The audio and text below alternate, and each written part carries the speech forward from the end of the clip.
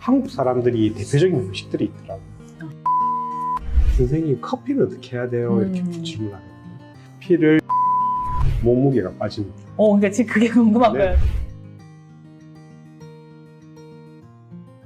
건강하기 위해서 이제 또 원장님이 이렇게 강의를 하고 계신 그 제거식이요법에 대해서 조금 더 배워보고 싶어요. 서양의학에서는 해결해 주지 못하는 것을 기능의학이라는 이름으로 공부를 하고 그걸 풀어내려고 합니다.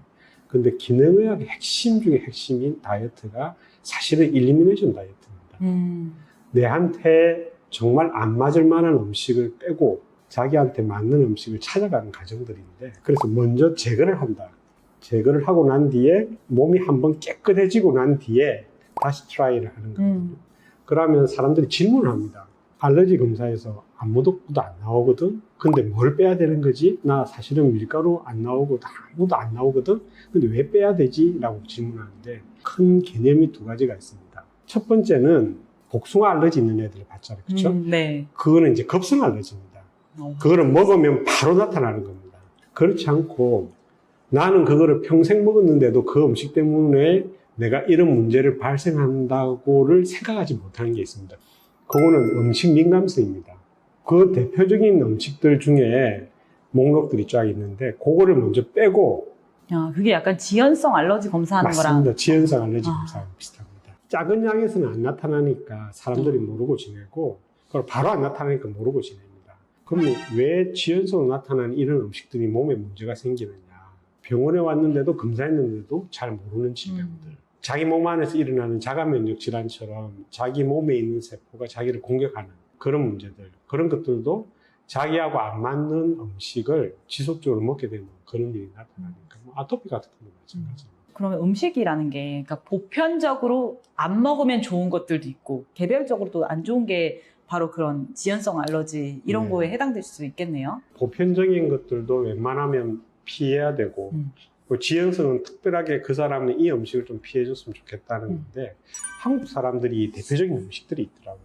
밀가루를 포함한 글루텐이 함유된 음식, 유제품이 안 맞는 사람들이 꽤 있습니다. 나이가 들면서 유당을 분해하는 효소가 점점 사라져서 우유를 먹으면 설사하는 사람들 꽤 있잖아요.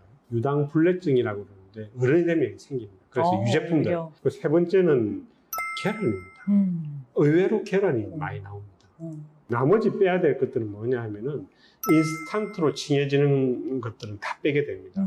목록으로 치면 저는 크게는 이 네 가지 제품들을 빼고 먹어보고, 그러고 난 뒤에 3주가 지나서 다시 이 음식들이 맞는지 안 맞는지, 물론 뭐 유해 암물질들 그런 것들은 안 먹는 게 낫겠죠.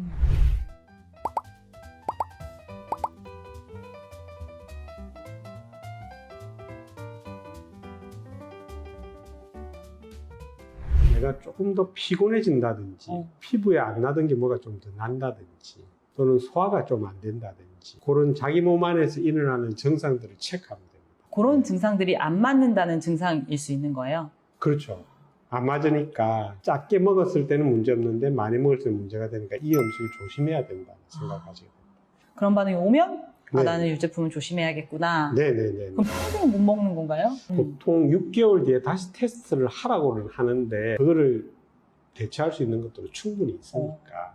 제거 식이요법 3주 동안 뭐를 먹어야 되고 뭘 먹지 말아야 하는 거 리스트를 저한테 주셨잖아요. 네네. 그걸 저희 구독자분들에게 이렇게 나눠드려도 될까요? 네네. 그럼 제가 이렇게 네. 더보기란에 그걸 좀 첨부해서 그거 보시고 하실 수 있도록 제가 좀 하고 제가 행동 요령도 다 드릴 테니까 하시면 됩니다. 감사합니다. 네네. 그와 함께 그 설문지도 있거든요. 네. 그것도 다 드릴 테니까 하기 전에 먼저 설문지부터 먼저 하고, 내 몸 안에 얼마나 많은 안 좋은 것들이 있는지 머리끝부터 발끝까지 아주 다양한 증상들을 체크하게 되어 있습니다.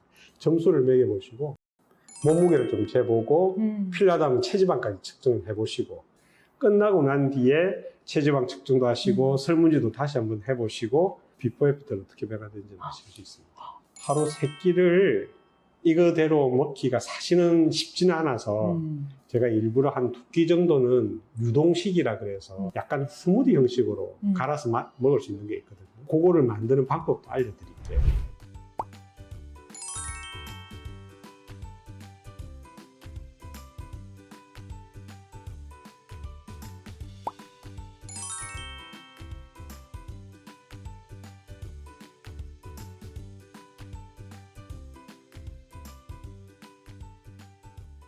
그럼 하루 3끼를 먹게 되는 건가요? 하루 3끼를 먹게 되는데 메인 한 끼는 고형식으로 식사처럼 이제, 고형식을. 먹고 나머지 2끼는 제가 알려드리는 이 유동식을 먹으면 좋은데 그 이유가 우리 몸이 소화하는 데 에너지를 아껴서 네. 해독하는 데 우리가 이제 에너지를 쏟기 위해서 그 형식을 취하고 두 번째는 너무 간편합니다. 아, 맞아요. 이걸 딱 만들어 놓으면 저는 그냥 한 5일까지도 먹을 수 있더라고요. 냉장고에 두고. 그러면 이제 이거를 미리 준비해 놨다가 이제 먹게 되는 거죠. 네. 그러면 아침, 저녁을 그 유동식으로 먹는 게 좋나요? 일반적으로 하는 게 아침, 저녁으로 먹어주는 거고 사람에 따라서 나 아침은 좀 든든하게 먹어. 그럼 아침을 고형식으로 먹고 점심, 저녁을 유동식으로 먹어도 됩니다. 평소 먹는 채소 양의 한 3배 내지 5배 정도 먹을 수 있거든요. 훨씬 장애 환경이 좋아집니다. 유산균의 먹이가 되는 채소 종류를 먹어주기에는 제가 권하는 이 유동식이 아주 딱입니다.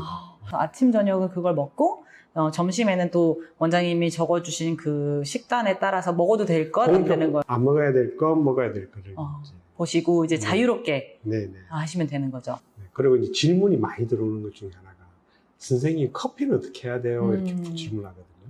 사실은 커피에 중독되어 있는 사람이 너무 많아서 커피를 이번 기회에 끊고 하셔도 되고 선생님 저 못 끊겠거든요 라면 오전에 진짜 딱 아메리카노 한 잔 정도 드시는 게 괜찮습니다. 커피가 안 좋은 점이 탈수를 시켜요. 맞아요. 네. 우리 몸에 있는 수분을 빼나가기 때문에 안 좋습니다. 커피도 제거를 해보는 것도 네네네. 너무 좋을 것 같네요. 이 제거식이요법이 특별히 더 이제 필요한 사람은 어떤 분들일까요? 굉장히 피곤해서 피곤에 쩔여 있는 사람들. 피곤하다고 해서 이제 병원에 가서 간기능 검사를 해보면 간기능에서는 아무 문제가 없다 그러고 나는 피곤하다. 고혈압, 고지혈증, 당뇨병, 쓰리고라 그러죠. 자가면역 질환이 있습니다. 그래서 누구나 가능합니다. 누구나 가능하고 또 누구나 필요한 것 같네요. 현대인들은 네네네네. 누구나. 네. 이 제거식이요법에서는 그렇게 철저하게 좀 그램 수는 안 재도 되나요? 맞습니다. 이거의 특징은 평소 먹는 양의 하루 칼로리 양이 한 반까지는 안 줄여도 되고요. 오히려 저는 유동식의 양이라든지 이런 걸 제한을 안 둡니다. 제한도 안 두고 고형식 양도 먹을 수 있는 범위 내에서는 아무 문제 없는데 희한하게 몸무게가 빠집니다. 그러니까 지금 그게 궁금한 거예요. 그러니까 네네네. 제한이 없어도 몸무게가 살에 네네. 많이 빠졌는지. 왜 그러냐면은 채소량이 많이 늘어나니까. 또 살찔 만한 것을 안 먹게 되니까. 결국은 현대인들이 살찌게 하는 것은 탄수화물이니까 그 탄수화물과 지방이 아주 중요하지 않습니까? 그 두 가지를 좋은 것들을 먹어야 된다. 지방의 비율을 좀 더 높여야 된다. 제거식이요법을 많이 알리셨을 텐데 좀 변화된 사례들을 설명을 해주세요. 우연하게 책을 접했습니다. 이 친구는 조코비치라는 테니스 선수입니다. 제가 이 책에서는 제거식이요법을 했다라고는 안 나와 있는데 이거는 철저하게 제거식이요법이거든요. 경기하다가 한 1, 2, 3세트 이렇게 이기고 난 뒤에 갑자기 경기력이 저하됩니다. 복통과 함께 피곤함과 함께 너무너무 기력이 떨어지는 거죠. 스트레스 관리를 하기 위해서 명상이나 뭐 이런 모든 것들을 다 해봐도 해결이 안 되는 겁니다. 당신 영양학적으로 이걸 해보지 않겠느냐라고 제안하는 사람이 있습니다. 그래서 밀가루나 유제품이랑 그리고 단순당 이런 것들을 끊게 됐습니다. 그렇게 하면서 이 선수가 180도 변해됐습니다. 몸무게도 빠졌는데도 불구하고 힘은 더 세졌고 38살임에도 불구하고 지금도 선수 생활을 하고 있고 그 중간에 세계 1위 자리를 엄청나게 많이 했었습니다. 그 비결은 바로 음식입니다. 먹지 않아야 할 음식을 네네. 빼는 것. 직접 이렇게 진료했던 환자분 또는 학생들 중에서도 네. 또 사례가 있을 텐데 그 요가 강사라는 친구였습니다. 어릴 때부터 피부에 아토피가 심해서 혹시 공기가 원인일까 해서 호주에 가서 공기 좋은 곳에서 살아보고 그러니까 해볼 거 다 해본 거죠. 하지만 이거는 나하고는 평생 가져가야 되는 질병이라고 생각하고 지냈던 친구인데 제가 아까 이야기했던 밀가루, 계란, 유제품은 1단계입니다. 이 친구는 제가 처음 보자마자 제가 2단계로 넘어갔습니다. 2단계에서는 여러분들이 1단계에서 먹어도 되는 곡류라 치면 쌀까지 다 포함됩니다. 견과류, 콩, 가지과 채소까지. 그래서 이 친구는 검증을 해보니까 두 가지가 나왔습니다. 가지과 채소랑 쌀이었습니다. 자기한테 맞는 음식, 맞지 않는 음식을 가려내는 그 과정. 그게 바로 체질 음식이지 않을까. 진짜 정말 퍼스널라이즈드 된, 그렇죠. 진짜 개인화된 그 나에게 네. 정말 맞고 안 맞고를 찾아가는 과정이겠네요. 예, 그래서 어떤 사람들은 이게 맞는데 어떤 사람들은 이게 안 맞는 음식을 한번 검증하면 좋지 않을까. 모두가 이건 해봐야겠네요. 나에게 뭐가 맞는지를 찾고 나에게 맞는 식단을 평생 해나갈 수 있는 게 가장 좋은 건강법이라는 생각이 듭니다. 자기 안에서 답을 찾는 거는 핵심이고 그걸 자기도 알아야 되고 그걸 스스로가 못하는 경우가 많으니까 코칭하는 거죠. 결국 내 안에 답이 있다. 그렇죠.